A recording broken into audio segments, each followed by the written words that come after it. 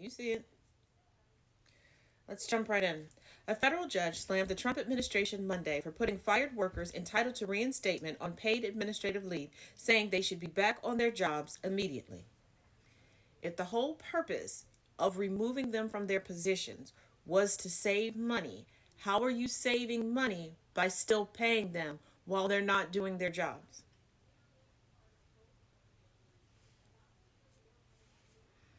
Because you're essentially now giving them the opportunity to do what you accuse them of doing, not working and getting paid.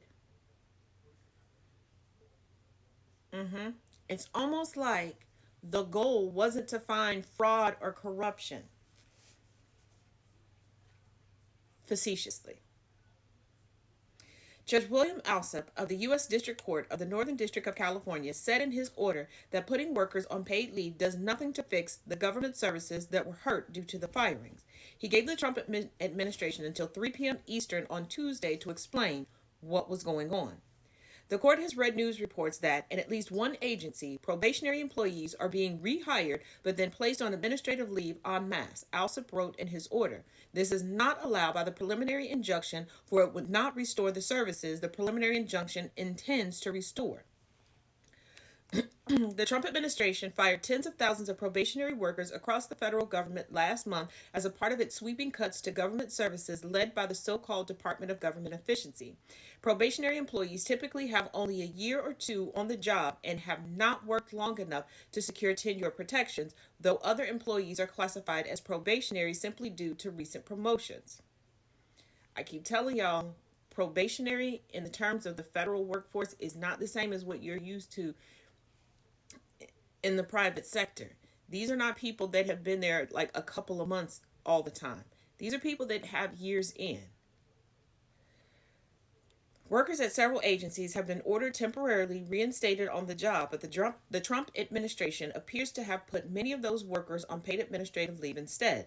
The fired workers received termination notices saying they were losing their jobs for performance reasons, even though many have sterling work records and had never been disciplined before. The American Federation of Government Employees and other unions have sued to have the workers reinstated, arguing that the firings are unlawful because they circumvented congressional power and violated the legal process for federal layoffs. Workers at several agencies subject to litigation have been ordered temporarily reinstated while the cases move forward. If you were anti-union before, you need to get on board now, because without these unions, nobody would be fighting for these people. None of these people had money sitting, just stacking up, thinking one day I'm going to need to sue to keep my job. This is why Trump and the vast majority of the GOP are so firmly anti-union and are trying to force you to be anti-union. Also, stop this mentality that toddler brain Trump has, that just because a Republican appoints a judge or a Democrat appoints a judge, that is their leanings. They are to be apolitical. They are to be nonpartisan and go by the law and interpretation of the Constitution. And on all sides, they have been telling Trump, no, you're breaking the law. But the Trump administration appears to have put many of those workers on paid administrative leave rather than back to work, according to multiple reports. For instance, HuffPost spoke to a fired probationary employee at the U.S. Agriculture Department who was told they would be put on leave and receive back pay dating their firing, though they wouldn't return to work. And also, stop saying that they're being laid off. They're not being laid off. They're being fired. Say what it is that's happening. Stop using coddling language. Stop using comforting language. This is why to some people the alarm hasn't been sounded. The Trump administration appears to have put many probationary workers on paid administrative leave rather than back to work, denying the judge's orders.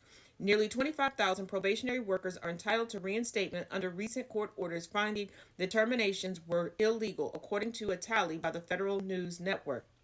Alsup recently ruled that the firings of probationary employees were illegal because they were spearheaded by the Office of Personnel Management, which doesn't have the authority to discipline workers at other federal agencies. A temporary restraining order required the administration to put workers in that case back on the job. The White House claimed in a filing Monday that having to reinstate workers while the cases move forward would create significant confusion and cause turmoil for the terminated employees. Specifically, all employees offered reinstatement into full duty status would have to be onboarded again, including going through an applicable training, filling out human resources paperwork, obtaining new security badges, re enrolling in benefits programs and payroll, and more, the administration lamented. So they want to keep them at probationary status so that they can keep doing this over and over and over again. How is this making things more efficient? How is this cost saving? Because, quick little caveat, it costs more to hire a new employee than to sustain a current employee. And given that they're cutting the federal government down to a skeleton crew, who's going to handle all of this new onboarding and be able to do their job servicing the public? Hmm. The complaints y'all had for the skeleton crews at retail establishments and restaurants is going to be nothing compared to what's happening now. That's what you voted for, right? You're winning, right?